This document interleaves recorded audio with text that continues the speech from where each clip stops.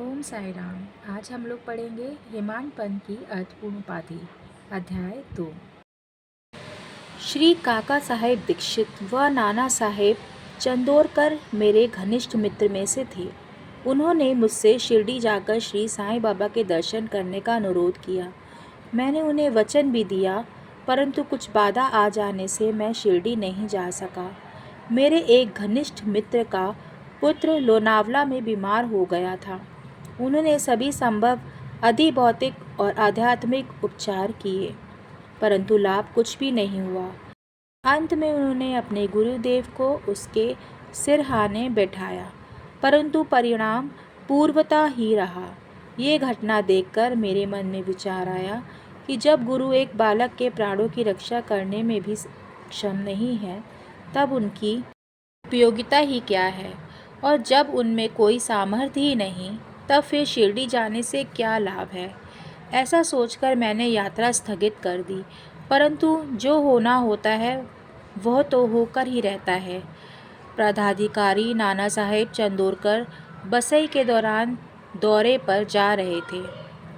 वे थाड़ा से दादर पहुँचे तथा बसई जाने वाली गाड़ी की प्रतीक्षा कर रहे थे।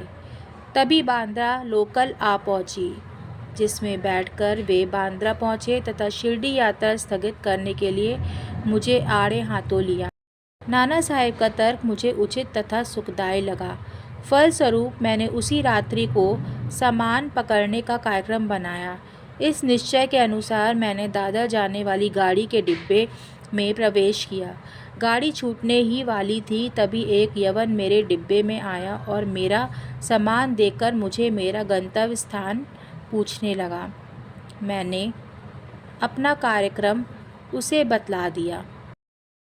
उसने मुझसे कहा कि मनमाड की गाड़ी के लिए सीधे बोरी बंदर से होकर जाओ।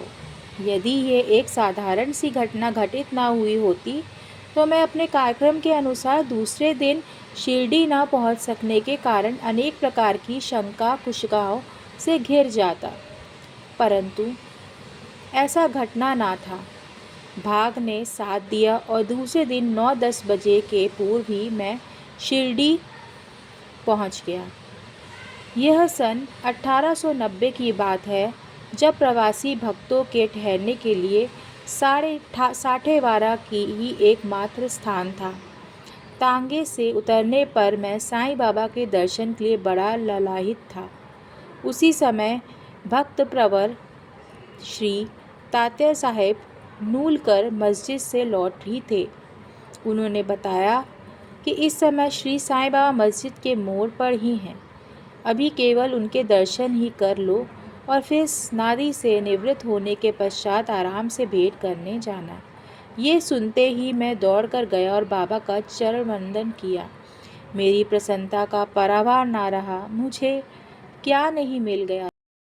मेरा शरीर उल्लासित सा हो गया। भूख प्यास जाती रही। जिस क्षण से उनके चरणों का स्पर्श प्राप्त हुआ, मेरे जीवन में एक नया आनंद प्रवाह बहने लगा।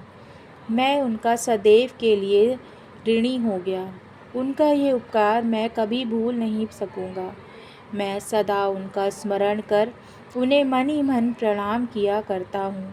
जैसा कि मुझे अनुभव हुआ कि साईं के दर्शन में ही ये विशेषता है कि विचार परिवर्तन तथा विगत कर्मों का प्रभाव शीघ्र मंद पड़ने लगा है और शनै शनै अनासक्त और सांसारिक भोगों से वैराग्य बढ़ता जाता है।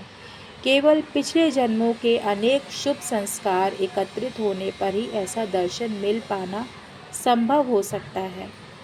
ओम साई राम।